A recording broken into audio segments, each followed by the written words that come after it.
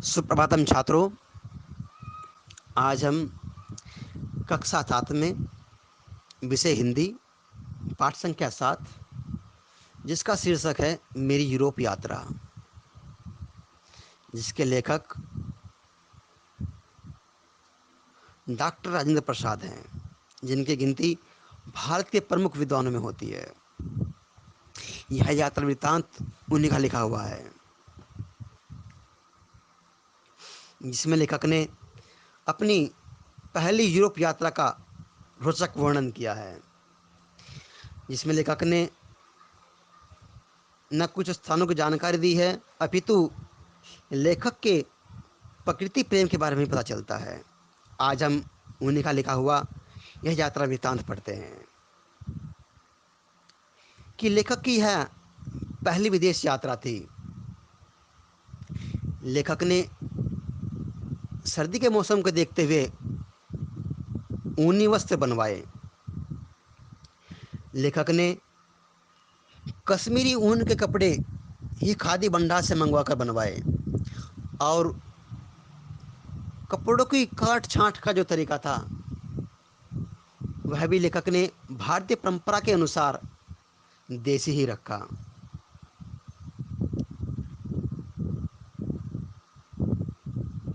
लेखक ने हिंदुस्तानी पोशाक पहनने का निश्चय किया, और उसमें भी उसका एक कारण था। अगर उसमें कुछ भूल चूक हो या कुछ भद्दापन भी हो तो उसे कोई समझ ना सके, और विदेशी तो समझ ही नहीं सकता था। लेखक ने अंग्रेजी पोशाक न पहनने का निश्चय किया। इसका भी एक कारण था, क्योंकि उन लोगों के फैशन और रीति नीति के अनुसार ही चलना फिरना पड़ता, कपड़े पहनना, खाना पीना पड़ता, और अपना रहन सहन कायम करने से यह सब झंझट दूर हो जाता है। क्योंकि जब हम अपनी सभ्यता के अनुसार, अपनी संस्कृति के अनुसार अपने कपड़े पहनते हैं तो हमारा सब जो तरीका भी जो है एक भारतीय परंपरा के अनुसार ही होता है। तो लेखक ने अपने फैशन को ध्यान में न रखते हुए अपने कपड़ों को एक लज्जा निवारण का साधन मात्र ही समझा।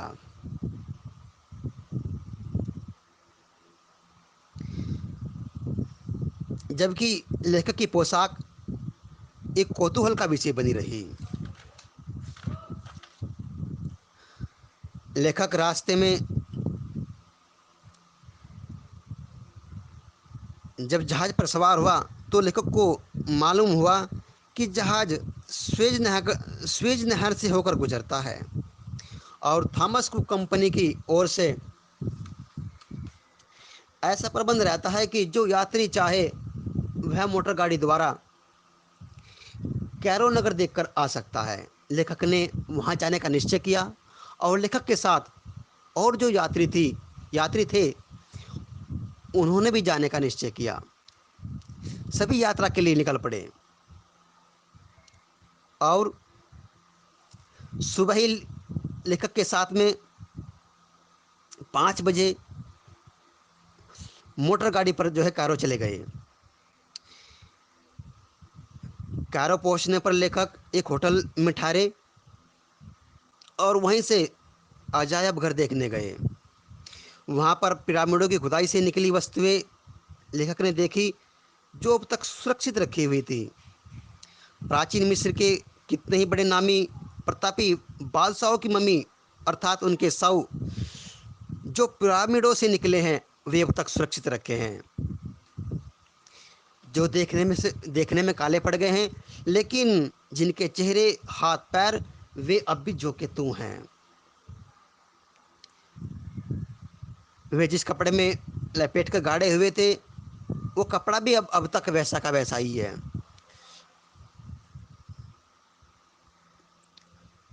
लेखक कहता है कि उन कपड़ों का निर्यात भी भारतवर्ष से ही हुआ करता था।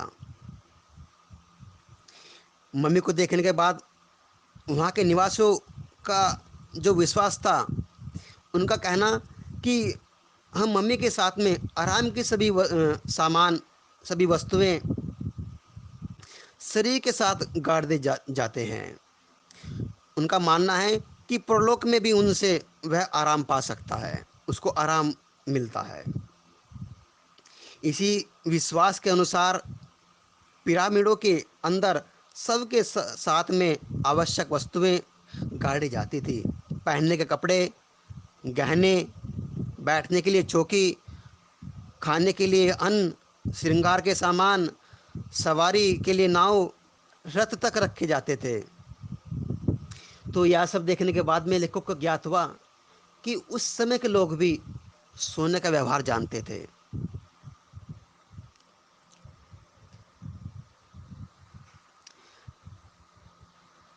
सबको देखकर लेखक को यह मालूम हुआ कि हम जो कुछ भी अपने बड़प्पन, मद मतलब अर्थात घमंड में जो करते हैं वह सब कितना तुच्छ है, अर्थात महत्वहीन है। कि हम अपने मद में, अपने अहंकार में, घमंड में हम बहुत कुछ चीज़ें ऐसी करते हैं जो समाज के योग्य नहीं होती, लेकिन मरने के पश्चात वो सब कुछ जो है कुछ नहीं रहता। लेखक कहता है कि जिन बादशाहों के संबंध में कहा जाता था कि उन्होंने अपने ज़माने में बहुत अत्याचार किए थे, उनके शव उसी तरह आज भी पड़े हैं। जो वहाँ का इतिहास नहीं पढ़ता उसे उनके नाम तक मालूम नहीं है कि कौन थे बादशाह और कौन नहीं थे।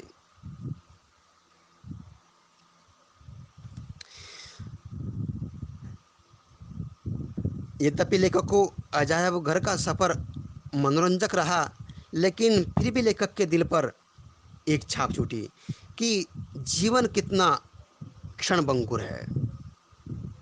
क्योंकि जीवन का ये नहीं पता कि जीवन कब नष्ट हो जाए। हमारा जीवन एक अस्थाई है, इसमें कोई जिसका कोई भरोसा नहीं है। इसके पश्चात लेखक ने वहाँ की कुछ प्रसिद्ध इमारतें देखी, जिनमें लेखक ने देखा कि मिस्र में मुसलमान पूर्व की ओर मुख करके नमाज अदा करते हैं, क्योंकि वहाँ से पवित्र काबा पूरब की ओर ही पड़ता है। वहाँ की मस्जिद भी इसी कारण पूरब की ओर ही उनका रुख रहता है। लेखक उसके पश्चात मोटर गाड़ी पर सवार हो गए और पिरामिडों को देखने के लिए निकल गए। पिरामिडों को नज़दीक से देखने पर ये एक चौखटी इमारत के रूप में दिखते हैं, जिसमें लेखक ने बताया कि उनका निर्माण एक भट्टे की तरह लगता है, जिस प्रकार से ईंटों का भट्टा होता है। कोई ईंटों का भट्टा नीचे से आकार में चौड़ा होता है और ऊपर से जो है ऊपर से ज़्यादा चौड़ाई नहीं होती, ऊपर से जिनकी चौड़ाई कम होती है। तो उसी प्रकार से पिरामिडों की चौड़ाई थी, लेकिन पिरामिडों की चौड़ाई जो है भट्टे के आकार से ज़्यादा थी।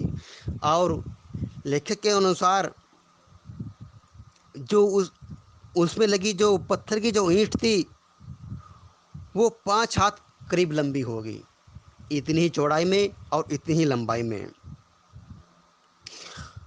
लेखक को पिरामिड को देखने के पश्चात ज्ञात हुआ कि इसमें ना जाने कितने गरीबों ने अपनी ज़िंदगी का कितना हिस्सा लगा दिया होगा और यह कितने दिनों में जाकर के तैयार हुआ होगा। और यह सब किस लिए? क्योंकि एक राजा का नाम जिंदा रखने के लिए, एक राजा के नाम को कायम रखने के लिए, और जो अब केवल पुस्तकों में ही रह गया है, जिनको लोग जानते तक नहीं हैं, जिनसे कोई मनुष्य कोई लाभ भी नहीं है।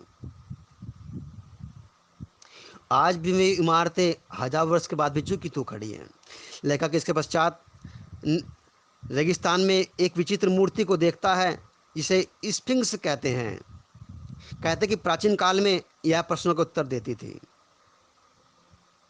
इसके पश्चात लेखक जो है संध्या के समय, शाम के समय वापस आकर रेलगाड़ी में आ जाते हैं, सवार हो जाते हैं और रात को 11 बजे शहीद बंदरगाह पहुंचते हैं।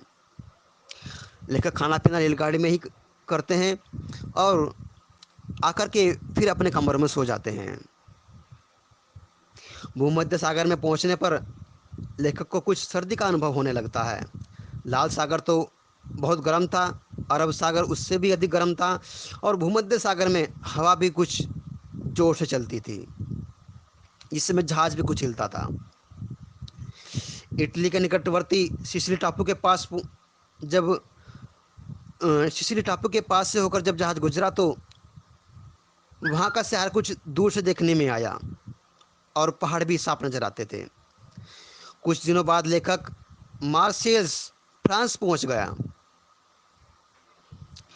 और इस समुद्री यात्रा में चारों ओर पानी ही पानी देखने पर लेखक कहता है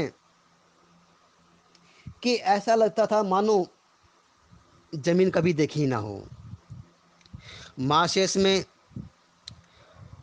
लेखक सवेरे ही उतर गए और वहाँ पर एक होटल में ठहरे। वहाँ पर भी थॉमस कुक कंपनी की एक नौका शहर को देखने योग्य सभी स्थानों को ले गई। सवेरे जहाज से उतरते ही रात को रवाना होने वाली रेलगाड़ी में अपने लिए लेखक ने कुछ स्थान सुरक्षित करा लिए थे। दिन भर लेखक घूम घाम कर रात को गाड़ी में पेरिस के लिए रवाना हो गया और पेरिस से गाड़ी बदलकर फिर लेखक कैले पहुंचा। वहां से फिर जहाज पर चढ़कर रात के करीब 9 बजे लंदन पहुंच गया। लेखक मार्च के तीसरे सप्ताह में लंदन पहुंचा, जहां पर स्टेशन पर पहले ही लेखक के मित्र थे। वे उनको उस मकान पर ले गए जो पहले से लिया गया था, जो गोल्डर्स ग्रीन में था। वहाँ पर लेखक कुछ दिन ठहरे और उसके पश्चात लेखक लंदन एक मुकदमे के सिलसिले में गए। लंदन से फिर लेखक स्विट्जरलैंड गया। स्विट्जरलैंड में लेखक की इच्छा थी कि मैं रोमारोला से मिलूं, लेकिन लेखक को ज्ञात हुआ कि वे कार्ट रिकी पहाड़ी पर गए हुए हैं। लेखक वहां पहुंचा और जिसमें लेखक को एक दुभाषी की सहायता लेनी पड़ी, क्योंकि लेखक फ्रांसीसी नहीं जानता था और वे अंग्रेजी नहीं जानते थे। वहाँ से चलकर लेखक वनवेल, न्यूटाटेल, लोसान और जेनेवा शहरों को देखा। न्यूटाटेल में लेखक के साथ में एक आश्चर्यजनक घटना घटी, जिसमें लेखक ने एक दुकान में हाथ से बुने हुए कपड़े देखे। इसकी दुकानदार एक महिला थी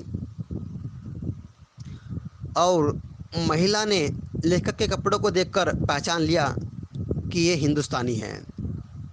लेखक को महिला से मिलने पर ज्ञात हुआ कि वो गांधी जी के बारे में बहुत कुछ जानती है।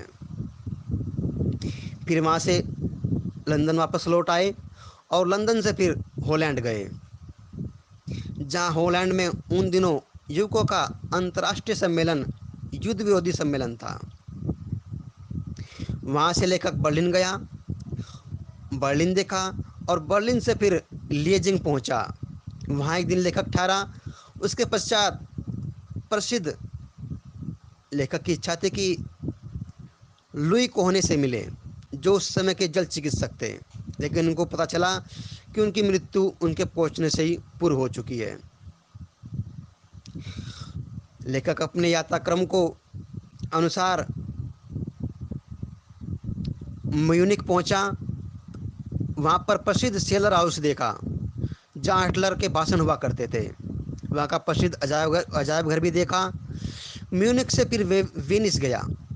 यह अजीब शहर है, जहाँ पर घर में समुद्र है और नाव के सिवा दूसरी सवारी ही नहीं मिलती। पानी के बीच चट्टानें हैं, उन्हीं पर मकान बने हुए हैं और जहाँ मच्छरों की भी भरमार बहुत अधिक है। मसारी में भी नींद आना कठिन है। वेनिस से लेखक रोम पहुंचा। वहाँ से सभी प्रसिद्ध स्थान देखकर मार्सेल्स के लिए रवाना हुआ और मार्सेल्स से मुल्तान जहाज पर सवार होकर लेखक मुंबई आ उतरा। इस प्रकार से ये लेखक की यात्रा वृत्तांत समाप्त हुआ। धन्यवाद।